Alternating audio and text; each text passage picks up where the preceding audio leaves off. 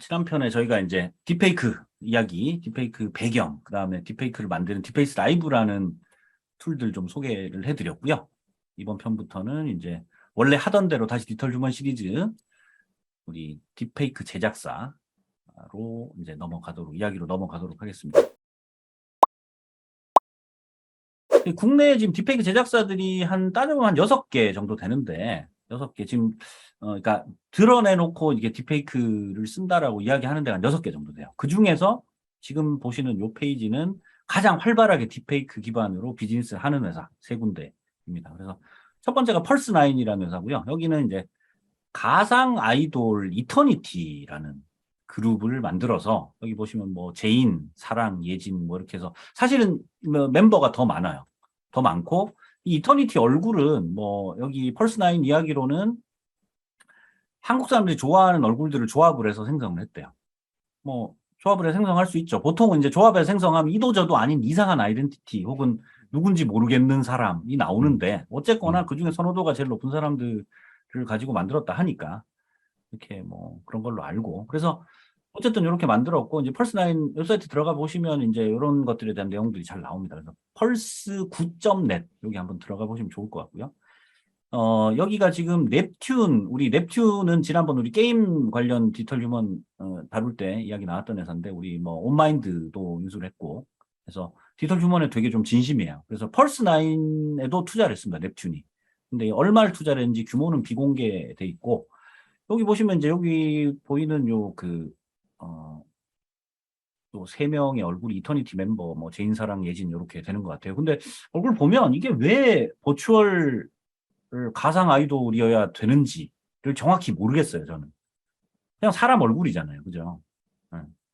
하여튼, 그래서 여기 지금 유튜브에도 활발하게 컨텐츠들은 업로드 되고 있고, 지금 인스타에도 지금 이터니티 관련된 영상들은, 활동들은 올라오고 있는데, 어쨌든 펄스9은 되게 좀 의욕적으로 좀, 비즈니스는 하고 있는 것 같습니다. 자, 이터니티 인스타에 한번 들어가 보시면, 뭐, 이런 식으로 여러 가지, 영상들이 나옵니다. 이렇게. 말 그대로 이제 섀도우 벡터가 있으니까, 거기 맞춰갖고, 이렇게 얼굴만 페이스왑을 해서, 이렇게 올라오는데, 이게 지금 얼굴 앞으로 손이 지나가잖아요. 지난 편에 제가 딥페이스 라이브에서 얼굴 이렇게 지나갈 때 얼굴이 막 이상하게 되는 거 있는데, 그런 부분들은 뭔가 좀 보정을 거친 것 같습니다. 그래서, 근데 빠르게 지나가면 사실 별 문제 없고요. 천천히 이렇게 얼굴이 가려지면 그때부터 얘가 아이덴티티를 잃어버리니까. 어쨌거나 뭐 이런 것들을 하고는 있는데 이거 꼭 뭐 가상 아이돌이 해야 되는지는 잘 모르겠어요. 질문이 있습니다. 우리가 저번 시간에 이제 배웠잖아요. 새로 신세계를. 그 학습된 얼굴 모델이 있고, 네, 그 다음에 그거를 섀도우 벡터한테 덮어 씌웠잖아요. 네, 네, 네. 그러면 이 학습된 모델도 실제로 사람이고, 음, 섀도우 벡터도 사람이잖아요. 그렇죠. 그렇죠. 근데 그러면 저희, 학습된 모델 자체는 3D로 만들 수도 있어요, 사실. 3D로 정지한 사람을 얼굴을 만들거나 아니면 메타 휴먼으로 심지어 학습 모델을 만들 수도 있죠. 그러면은 그러면 사람이 있는 게 아닐 수도 있네요. 그렇죠. 실제 걔가, 존재하는 사람이 아니라 만들어진 이미지를 가지고 이제 타겟을 만들어 놓은 거죠. 소스 형태의 얼굴 아이덴티티를 만들어진 거죠, 이게. 예. 이렇게 뭐 이터니티는 이런 식으로 굉장히 활발하게 활동들을 하고 있고, 뭐 생각보다 좀 굉장히 진심이신 것 같아요. 이걸로 이제 끝장을 한번 보시려고 지금 계속 진행을 하고 계신 것 같고. 그다음 또 다른 회사가 이제 디오비 스튜디오라고 처음에 되게 깜짝 놀랐어요. 유튜브에 루이라는 이제 자기는 가상 셀럽인데 자기가 이제 버추얼 휴먼이다 이러면서 그래서 아니 얼굴이 너무 깨끗하게 잘 붙어 있는 거예요. 일반적인 우리 딥페이크를 훨씬 뛰어넘어서 퀄리티 되게 높게 잘 만들었구나 이랬는데 그나 다를까 뭐 덱스터에서 10억 투자 유치하고 그래서 이제 뭐 가상 배우라 그래서 민지호라는 가상 배우를 또 만들었대요. 뭐 가상 배우가 어차피 연기는 섀도우 액터가 할 건데 응? 섀도우 액터가 연기하는데 얼굴만 갈아치는 가상 배우가 왜 필요하지 이런 생각은 좀 들지만 어쨌거나 뭐 텍스트에 10억 투자해서 만들었고 그리고 이제 얼마 전에 그 JTBC에서 이제 얼라이브란 프로그램인데 이게 이제 돌아가신 뮤지션들을 이제 되살려내는 이런 프로그램인데 그때 이제 우라라 세션의 고 이윤택 씨 얼굴을 복원을 했는데 저는 이때 되게 놀랐어요. 그 전에 우리 왜 우리 지질한 편에 3D 팩토리 이야기 나왔었잖아요. 그때 보면 약간 네네네. 언캐니 밸리가 심하죠. 심했는데 이 확실히 딥페이크로 하니까 그런 언캐니 밸리가 확실히 없었어요.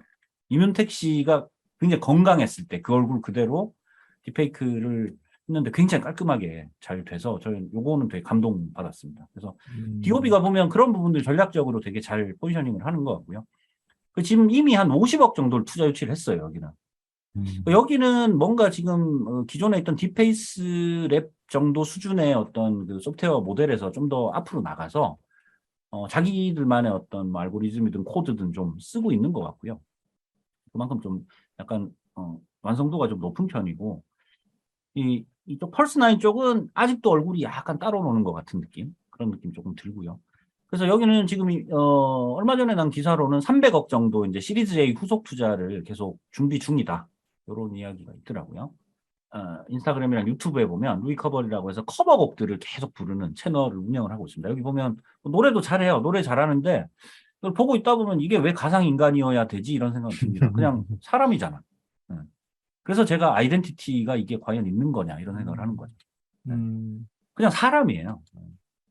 잠시 보시면 루이 커버리 여기 보면 뭐 구독자도 한 8만 명 돼요. 꽤 뭐 인플루언서 반열에 놀랐죠. 틱톡은 더 많은 걸로 제가 알고 있고요. 인스타도 꽤 많고 이렇게 생겼습니다. 그냥 사람이잖아요. 그죠? 이게 왜 가상이어야 되는지 아이덴티티는 없고 그냥 말 그대로 사람만 하나 덜렁 있는 거죠. IP만 있는 거라고 보면 되죠. 그래서 노래는 되게 잘합니다. 잘하고 뭐 뭐랄까 그냥 그런데 뭐 그냥 가상이라니까 가상인 줄 알지 이게 왜 가상이어야 되는지는 전혀 알 수 없는 그런 느낌인 것 같아요. 가상이 아니잖아요. 진짜 가상의 같지 말이랑 않지? 안 맞잖아. 왜 가상이어야 되는지, 현실 뭐, 속에 왜, 있잖아, 지금. 버추얼 휴먼이라고 붙여놨는지는 잘 모르겠어요. 비즈니스 하려고 붙였겠죠.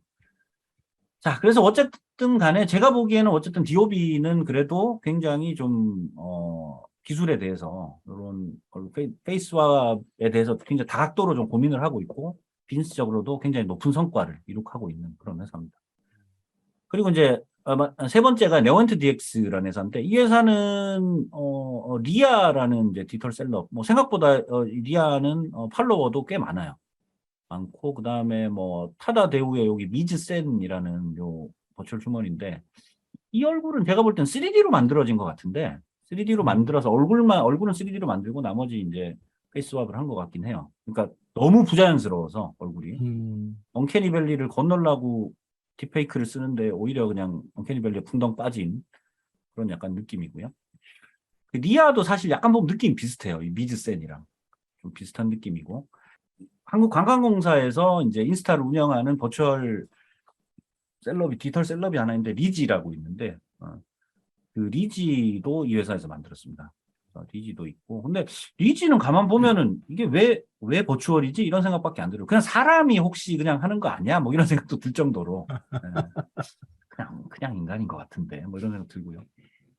그 다음에 이제 지난번 우리 게임 디지털 휴먼 때 보셨던 크래프톤이랑 협업해서 위니 우리 삼뚝 쓰고 있는 위니 배틀그라운드 위니인데 위니도 보면은 그냥 사람이잖아요, 그죠?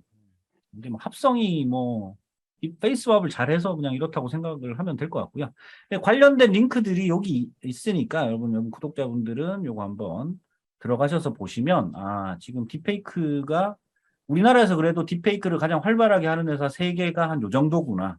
요 중에서도 딥페이스 라이브로 비즈니스를 하고 있는 회사들이 좀 있는 걸로 알고 있습니다. 그 다음에 제가 또 한 회사를 말씀드릴 수 있는 게 4x4라는 회사가 있어요. 근데 이제 롯데 홈쇼핑의 루시라는 여기가 루시라는 뭐랄까 디지털 셀럽인데 디지털 쇼 호스트로 만들었대요 원래. 근데 사실은 이 4x4라는 회사가 어떻게 보면 대기업 그 디지털 휴먼 동향에 소개가 됐었어야 되는데 사실 제가 요거 하나 깜빡했습니다. 솔직하게 롯데그룹을 깜빡을 했어요. 롯데가 굉장히 지금 메타버스 진심인데 그래서 롯데그룹 관계자분들한테 굉장히 사죄를 드리고 롯데홈쇼핑의 루시라는 디지털 휴먼인데 이 디지털 쇼호스트가 사실은 어디서 만들어졌는지 한동안 이제 공개가 안 되다가 이제 4x4에서 아마 이제 이게 3D로 이거를 전환할 때 4x4에서 참여를 한 것 같고 그 이전에 2D 딥페이크 단계에서 처음 만들어졌을 때는 4x4에서 작업을 한 건지 정확히는 아직 알려져 있진 않아요. 그래서 어쨌거나 지금 루시는 4x4에서 만들고 있어요. 근데 이제 처음에 이 루시가 만들어졌을 때 이렇게 딥페이크 베이스로 만들어져서 이런 형태로 만들어졌었고요. 근데 재밌는 거는 지금 롯데 블로그에 7월 달에 이 루시 기획자 분이 요 분인데 이분이 이제 루시 어떻게 만들어졌나 그랬더니 처음부터 이제 IP 사업 일환으로 기획돼서 3D 어셈 모델링을 활용해서 탄생했다. 그러니까 말 그대로 3D로 만들어졌다 이거잖아요. 음. 근데 이게 처음에 이제 이게 그 전에 루시 처음 만들어졌을 땐 딥페이크로 만들어졌거든요. 얼굴만 갈아쳐서 만들어졌어. 근데 지금은 3D 어셈 모델링 기술을 활용해 탄생했다라고 하는데 사실은 이 시점에서는 그랬을지 모르겠는데 요 직전의 시점이 이제 요 4x4라는 회사가 제작을 했다고 말씀드렸잖아요. 4x4가 올해 4월에 상장을 했어요. 상장을 했는데 그때 상장할 때 IR이 요게 3월 달에 나온 IR인데 여기 보시면 2D 기반 버추얼 휴먼 루시 3D 모델링 고도화를 통한 영상화 작업 진행 중 이렇게 돼 있잖아요. 그래서 3월 달에 이제 이미 올해 상반기에 그 원래 딥페이크 기반으로 만들어져 있던 거를 3D로 컨버팅을 하고 있었다. 이렇게 지금 이해를 하면 될 것 같아요. 근데 지금 인스타그램이나 이런 데 올라오는 건 여전히 딥페이크입니다. 3D로 만들어져 있는데도 딥페이크를 쓰는 것 같아요.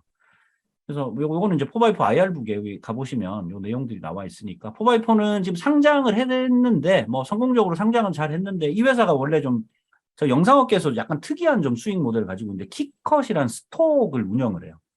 그리고 이제 작은 뭐 FHD나 4K 정도 되는 이미지 스톡들, 영상 스톡들을 8K로 업스케일링하는 기술을 가지고 있거든요.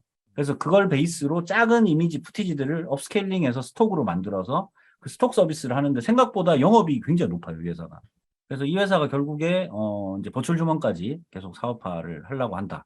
그래서 지금 여기 보시는 요 얼굴 보이시죠? 아까 그 앞면에 나왔던 루시랑 지금 이 루시랑 많이 좀 다르죠. 요거는 이제 3D로 만들어져서 롯데그룹, 롯데백화점을 가지고 있는 DOH에 이제 올라왔던 그 루시의 얼굴인데 어떠세요? 아까 봤던 애랑 같은 애인가요? 다른 애인가요? 다른데? 완전 다르죠. 여기 그냥 좀 여기는 넘어가죠. 성형민 같은 느낌이 좀 있네. 이름은 말하면 나쁜 얘기만 나올 것 같고. IP는 제가 그래서 이 에피소드 처음 시작할 때 IP는 15개인데 아이덴티티는 0개다라고 말씀드렸던 게 이거 다 분류하기 시작하면은 뭐 아이덴티티가 2개가 돼야 되잖아. 이름은 하나인데. 예. 그래서 좀 그런 것 같아요. 이게 뭐 3D로 만들었다 하더라도 퀄리티나 자연스러움이 더 떨어지면 뭐 그게 의미가 있는가? 뭐 이런 생각이 좀 들어요. 롯데그룹이 생각보다 메타버스에 대해서 굉장히 진심입니다. 그래서 심지어 지금 2021년부터 요 분이 이제 신동빈 회장님이시죠. 메타버스에 꽂히셔갖고 롯데그룹은 앞으로 메타버스로 간다. 기사로도 많이 나오죠. 코로나 시대 이후로 이제 우리가 메타버스를 선도하겠다 이러고 롯데정보통신 쪽에서 끌고 가라 이러고 그리고 이제 파트너십을 엄청나게 구축을 해놨어요. 그래서 이 4x4가 그 회사 중에 하나입니다. 여러분 우리 잘 아는 FX 기어도 있고 엔진도 있네. 엔진도 있고 그다음에 카이스트도 지금 협력하고 있고 스켈터랩 굉장히 스코넥도 유명하죠. 있네. 네, 스코넥도 스코넥은- 있고 살린 그다음 링크플로우 메가존 우리 잘 아시죠. 그다음 NEW 이쪽은 IP 쪽인데 NEW 갤럭시아 초록뱀 미디어까지가 이제 IP 쪽. 그럼 나머지 뭐 VR이나 혹은 뭐 컨텐츠 제작 기술에 관한 회사들까지 다 해서 이제 메타버스 원팀에서 파트너십을 구축을 했어요. 전 뭐 물론 파트너십을 구축을 하면 투자도 들어갔겠죠. 투자도 들어가고 이랬으니까 이제 이게 구축이 됐을 텐데 이 롯데그룹 내부가 얼마나 메타버스를 이해하는지 모르겠지만 어쨌든 뭐 파트너십은 되게 꼼꼼하게 잘 꾸며놨는데 이게 얼마나 또 뭐 디지털 휴먼이든 메타버스든 이게 도움이 될지는 잘 모르겠어요. 그러니까 어쨌든 이게 가고자 하는 뭐 그 의지가 있어야 또 가는 거고 지금 또 칼리버스라는 회사에서 또 롯데의 메타버스 만들고 있잖아요. 그죠? 네. 저희 칼리버스 계신 분이 저희 쪽에 채널에 뭐 문의해 오시지 않았나요? 저희한테 메일 한번 보냈었죠. 메일 한번 왔었죠. 네. 칼리버스에서. 그리고 제가 답장을 2번 보냈는데 네. 대답이 없어요. 아만 봐도 저희가 롯데를 안 다뤄줘 갖고 되게 오래됐는데. 어쨌든 사과드립니다. 요 회사 말고도 이제 딥페이크 제작사들이 한 뭐 3개 정도 더 볼 수는 있는데 이 중에 하나는 벌써 회사를 접은 것 같아요. 네. 이게 상반기에는 홈페이지가 살아 있었는데 이게 저희가 원래 상반기에 내보낼까 고민을 하다가 이제 남겨놨던 회사 하나가 지금 들어가 보니까 접속이 안 돼요, 벌써. 자, 그리고 첫 번째가 이제 왜 접속이 안 도어오픈. 되는지 저 이미지가 얘기해 주는 것 같습니다. 대충 그렇죠? 느낌이 네. 오시죠? 예. 첫 번째가 이제 도어오픈. 아까 활발하게 지금 아직도 활동을 하는 회사, 아까 세 개였고, 그 다음에 이제 보실게요. 도어오픈이라는 회사가 하나 있는데, 여기는 조금 독특한 게 NFT랑 결합된 비즈니스 모델을 만들어 놨고, 특허를 이제 한 3종 정도 출원은 해놨다 그래요. 그러니까 말 그대로 이제 버추얼 휴먼이랑 뭐 NFT랑 결합하겠다. 뭐 이런 모델로 만들어 놨는데, 뭐, 셋 다 그냥 모델이잖아요. 그죠? 뭐 이게 왜 버추얼인지 모르겠고. 그래서 여기 들어가 보시면 홈페이지는 있고요. 뭐 요 인스타그램 가면 요 마리라는 디지털 셀럽 이렇게 해서 들어가 보시면 요 마리의 인스타는 아직 정상적으로 활동을 하고 있는데 지금 최근 들어 게시물은 잘 안 올라오고 있는 것 같아요. 그래서 조금 삐끗했나 뭐 이런 느낌도 들고. 그 다음에 이제 플립션이라는 회사가 있는데 이 플립션이라는 회사는 아까 그 봤던 네오엔터 DX도 메타버스 허브라고 저기 판교에 있는 우리 저 백 감독님 소개해 주셨던 메타버스 허브 거기에 있는데 네오엔터 DX도 거기 있고 이 플립션도 네오엔터 DX랑 같이 메타버스 허브에 같이 있습니다. 같이 있는데 이 회사는 이제 미디언스라는 광고 대행사, 디지털 광고 대행사랑 같이 해서 여기 이렇게 생긴 테리라는 버추얼 인플루언서를 만들었어요. 갑자기 이게 만들어져서 이게 뭐 여기 활동을 하고 있더라고요. 그래서 근데 제가 미디언스 대표님은 제가 뭐 완전히 잘은 아니지만 예전에 공부를 같이 했던 적이 있어서 미디언스 대표님이랑 이분도 대단하신 분인데 뭔가 좀 이제 이게 딥페이크 베이스는 이제 버추얼 인플루언서 만드는 게 활발하다 보니까 이제 광고 쪽에 한번 써보려고 이렇게 만드신 것 같고 여기 이 미디언스 메타.co.kr 크리에이터 여기 들어가시면 지금 계속 하시는지는 모르겠지만 어쨌든 페이스를 스왑해주는 섀도우 벡터를 모집을 하고 있어요. 크리에이터 형태로. 그래서 아마 버추얼 인플루언서라는 형태로 좀 뭐랄까 하나의 MCN 형태, MCN 같은 걸 만드실 생각인지 그런 것들을 모집을 하고 있더라고요. 근데 지금 뭐 특별하게 지금 테리는 그 이후로 뭐 올라오는 것도 별로 없고 여기 인스타그램 들어가 보면 가끔 올라오긴 하는데 그다지 뭐 활발한 것 같진 않고요. 여기 플립션은 카이스트 출신입니다. 대표님이. 카이스트 쪽에서도 뭐 창업 경진대 이런 데서 1등 했던 모델을 가지고 지금 창업을 한 걸로 알아요. 그리고 마지막에 이제 커넥티브라는 회사인데 이 회사가 지금 상반기에는 활동을 했는데 지금 여기 들어가 보시면 홈페이지가 없습니다. 없고 여긴 되게 재밌었던 게 부산 지역 기업이라서 부산 출신 최초의 부산 출신 버추얼 인플루언서라고 그때 기사가 꽤 올라오긴 했어요. 로라라는 하나의 저 버추얼 인플루언서를 만들었는데 요건데 딱 봐도 아시겠죠? 이게 몸이랑 네. 이미지 만들어 놓은 게 좀 그렇죠. 이상하죠. 몸이랑 얼굴 비율도 잘 안 맞고 얼굴 비율은 뭐 나름 괜찮았고 예전에 어디 행사 로레알인가 어디 행사에 한번 공식적으로 등장을 한 영상이 유튜브에 남아 있어요. 근데 거기서 제가 되게 인상적이었던 거는 뭐 그게 라이브인지 그냥 영상을 만들어 놓은 거겠지만 이 사람이 이제 로라가 나와서 자기를 쭉 설명하면서 이제 헤어가 탁탁탁 실시간으로 바뀌는 장면이 있었는데 그런 것들은 생각보다 사람들이 되게 반응이 좋더라고요.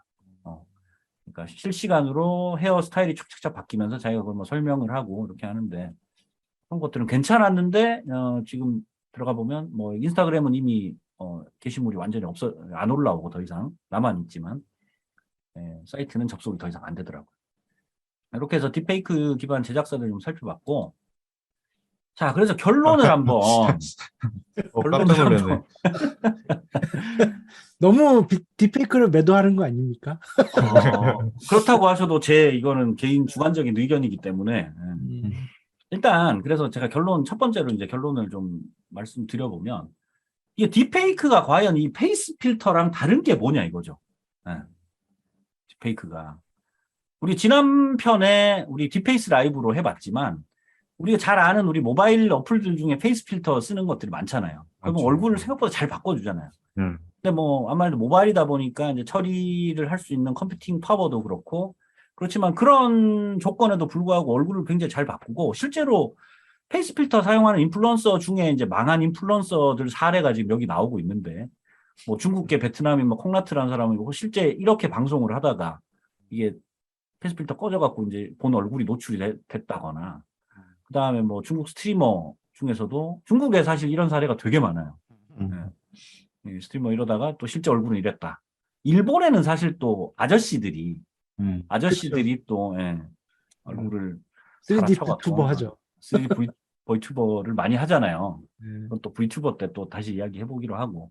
제일 대표적이었던 게 이거였던 것 같아요. 그러니까 뭐 베트남 여기 뭐 그 스트리머 커플이라는데 뭐 큐랑 아오이 네코라고는 하는데 얘네들이 얼굴이 원래 이런 느낌이었대. 학교에서 뭐 만나서 사랑을 하는 되게 예쁜 청소년 이미지였는데 라이브 중 필터가 딱 꺼져. 원래 이렇게 뭐 요렇게 요런 식으로 나가다가 요 이미지 있잖아요. 되게 뭐 뭔가 약간 되게 예뻐 보이고 그런데 딱 꺼졌더니 요렇게 나왔대요. 얼굴이. 실제 얼굴인 거예요. 근데 이쪽이 중국계랑은 그래도 비슷한 거 아닌가? 그 이것보다는 낫죠. 나은데도 뭐 팔로우 50만 정도의 어떤 되게 굉장히 많은 인플루언서였는데 뭐 팔로워가 엄청나게 줄어들었다. 뭐 이런 뉴스가 있는데 이게 그러니까 따져보면 이 도대체 딥페이크랑 페이스 필터랑 우리가 기술적으로는 사실 같은 기술이거든요. 실제 이 페이스 필터도 우리 지난 편에 보셨던 그 딥페이크 기술 변천사에 올라왔던 그 모델들 중에 가벼운 모델들을 가져다가 이 앱들을 만든 거라 기술적으로 같은 기술이고 이거의 차이가 결국에 과연 무엇이냐 이거죠. 그 다음에 이거를 도대체가 이제 버추얼 주머니라고 부르는 게 이게 말이 되냐 이거죠. 그러면 우리가 페이스 필터 쓰는 모든 인플루언서들은 다 그런 버추얼 주머니라고 부를 수 있을 것인가? 네. 그 주변에 있는 대부분의 사람이 스노우로 사진 찍은 모든 사진이 그 사람들도 다 디지털 휴먼이 되는 거잖아요. 그렇죠. 그래서 그걸 그렇게 볼 수 있을 것인가 하는 게 이제 제 첫 번째 질문이고요. 그래서 저는 딥페이크는 버추얼 휴먼이라고 안 불렀으면 좋겠어요. 그냥 페이스 스왑 기술, 정교한 AI 기반의 페이스 스왑 기술 이렇게만 이야기해도 사람들이 충분히 이해를 하고 그걸 더 좋은 발전적으로 쓸 수 있을 것 같은데 지금 딥페이크 제작사들이 너무 이거를 버추얼 휴먼 쪽으로 몰고 가면 사람들이 금방 실망할 거라고 생각을 해요. 섀도우 벡터 정체는 금방 드러나는 거니까 이런 식으로. 그래서 차라리 지금 사실 그 앞쪽에 살펴봤던 딥페이크 제작사들이 만들었던 버추얼 셀럽들의 팔로워들 보면 생각보다 많지 않습니다. 우리 예전에 우리 다른 그 버추얼 인플루언서들 다 그랬잖아요. 그죠? 디지털 휴먼들이 보면 팔로워들 해봤자 뭐 10만 대 정도였고 막 이런데 전 차라리 그럴 바에야 솔직하게 좀 얘네들처럼 하자. 이게 짱이지. 예, 매드몬스터 정말 짱이거든요. 저 너무 좋아하는데 이 매드몬스터는 아시다시피 개그맨 두 명이 얼굴에 페이스 필터 걸어가지고 이거 이야기하면 안 된다는데 팬덤들이 매드몬스터 맞아요. 팬덤이 포켓몬스터라고 불리거든요. 포켓몬스터 숫자가 60억이래요. 오. 그래서 저희 채널을 단체로 와서 테러를 할 이 매드몬스터라는 이 뭐랄까 이걸 버추얼 그룹이라고 해야 될지 아니면 부캐라고 해야 될지 이 그룹의 사례를 한번 참조를 했으면 좋겠어요. 이 페이스 필터만으로 지금 사실 여기 보시면 이렇게 엄청난 아이덴티티랑 팬덤을 만들잖아요. 얼굴 보면 얼굴이 꿀렁해요, 이제. 꿀렁하죠. 일부러 저런 식으로 아이덴티티를 만드는 거죠. 저게 문제가 생긴 걸 아는데 저렇게 해서 일부러 하나의 아이덴티티를 만들어내는 거죠. 실제로 그러니까 이제 얼굴 보정 논란, 합성 논란 막 이러면서 자기네들이 이제 댓글에 예. 빛을 직진하지 않는다는 과학을 증명했대요. 댓글 정말 야, 저거 재밌어요. 되게 고난이도 댓글인데? 예. 댓글이 정말 재밌어요. 실력파 아이돌은 많았지만 중력파 아이돌은 없었다. 뭐 이런. 이게 페이스 필터 한계가 있다 보니까 여기 뭐 얼굴 가까이 가면 얼굴이 꿀렁하고 이렇게 되는 것들. 우리들의 일그러진 전공 이런 댓글 있잖아요. 얼굴이 두근두근되는 아이돌. 뭐 이런 거. 실제로 여기가 이제 촬영을 할 때 보면은 매드몬스터 촬영할 때 여기 자세히 보시면 여기 보면 손에 뭐 들고 있죠. 아, 그냥 폰으로 촬영을 해요. 폰에 그럴 수밖에 없겠네요. 앱 베이스다 되니까. 보니까. 그렇다고 지금 우리 아까 딥페이스 라이브처럼 이거를 뭐 일일이 달아갖고 노트북에 들고 다니면서 찍을 수도 없는 거고. 그래서 다 이런 식으로 여기 산옥도 이런 식으로 핸드폰으로 합니다. 네. 실제 얼굴은 뭐 이렇게 되는데. 메이킹도 어쨌든 휴대폰으로 찍었네. 네, 이것도 다시 휴대폰을 네. 찍은 거예요. 페이스 네. 필터 걸어놓은 휴대폰을 찍고 얼굴만 입만 가리면 이게 필터가 작동을 안 하니까. 아까 저 지난번에 봤던 어트리뷰트를 찾지 못하니까요. 얼굴이 다 꿀렁꿀렁해요. 주변 가면 카메라 2대 놓고 지금 이러고 있죠. 확인한다고. 자, 하여튼 이런 식입니다. 그래서 매드몬스터처럼 얘네들은 딥페이크이긴 하지만 페이스 필터도 사실 뭐 딥페이크랑 같은 기술이지만 어쨌든 이걸 가지고도 이렇게 아이덴티티랑 팬덤을 만들어내는데 정말로 버추얼 셀럽을 만들고 싶으면 오히려 좀 이런 식으로 좀 승부를 했으면 좋겠어요. 그냥 좀 어정쩡한 기술을 갖고 아이덴티티도 없이 그냥 뭐 팔로워만 어쨌든 늘려가지고 뭘 하기보다. 그러니까 이 사람들 얘네들은 세계관도 있고 아이덴티티도 있는 거잖아요. 그렇죠. 지들끼리 뭐 싸우고 해체했다가 다시 재결합하기도 하고 별짓을 다 해요. 그리고 마지막으로 이제 좀 제가 이걸 보고 되게 깜짝 놀랐던 게 딥페이크를 가지고 우리가 아는 뭐 엔터테인먼트 셀럽을 만드는 게 아니라 굉장히 좀 다르게 접근한 사례인데 이게 뭐냐면 영국의 미싱 피플이라는 이제 실종자 찾아주는 재단이에요. 여기서 이제 5개 광고인데 5개 광고 하면 우리 보통 사진만 보통 실종자 그럼 사진만 있잖아요. 사진만 붙여놓은 게 아니라 이걸 딥페이크로 아까 우리 뭐 쉽게 만들 수 있잖아요. 딥페이스 라이브 같은 걸로 사진 한 장만 있으면 이런 식으로 애니메이션 되고 눈 마주치고 이런 것들은 쉽게 만들 수 있는데 이렇게 만들어서 이걸 가지고 딥페이크 갖고 이런 영상을 만들어서 5개 광고로 내보내고 있는 거죠. 그 실제로 이제 이분들을 찾아냈는지는 모르겠지만 이게 가능하다면 사실 페이스와 딥페이스가 결국엔 이제 뭐 디에이징 이런 것들도 가능하잖아요. 그러니까 더 나이가 많게 혹은 더 나이가 어릴 때 혹은 뭐 이렇게 됐을 때 저렇게 됐을 때 얼굴을 생성을 해낼 수가 있기 때문에 이런 것들을 좀 쓴다면은 오히려 훨씬 이 딥페이크란 기술이 저런 아이덴티티도 존재하지 않는 이상한 버추얼 셀럽들을 만드느니 이런 것들에 좀 더 쓰면 세상에 빛과 소금과 같은 기술이 되지 않을까. 그것도 있었던 것 같은데 그 음. 살짝 나이대가 어릴 때 실종된 애들이 그렇죠. 나이가 흐르면서 얼굴이 어떻게 변하는지에 변했는지. 대한 예. 예, 그런 그게 것도 보통 있어. 이제 뉴럴 필터를 써서 예. 그렇게 바꾸어 나가죠, 보통. 그러니까 이런 거는 솔직히 해외에서 이렇게 했다고 해도 똑같이 따라한다고 뭐가 문제가 되는 바꿀 게 거 아니잖아요. 없죠. 예, 워낙 오히려. 캠페인성이 있고 사람을 찾기 위한 뭔가 음, 그런 거니까. 음, 다른 거는 컨텐츠 크리에이티브 때문에 뭐 따라하는 게 음. 따라 따라해도 좀 그지같이 나와가지고 문제긴 하지만 이런 거는 솔직히 차라리 이런 쪽으로도 조금 해주면 우리가 딥페이크를 그래도 음, 우리가 리얼타임 엔진을 리얼타임 엔진 이렇게 쓴다라는 것처럼 음. 딥페이크를 딥페이크에 진짜 괜찮은 용도로 쓰고 있다라고 오히려 더 해줄 수 있을 것 같은데. 그렇죠. 저도 그래서 이게 뭐 이렇게 좀 가면 훨씬 더 좀 낫지 않겠나. 이게 저의 마지막 생각이었고요. 그래서 이번 딥페이크 관련 디지털 휴먼 제작사 이야기는 이 정도로 정리를 할 수 있을 것 같습니다.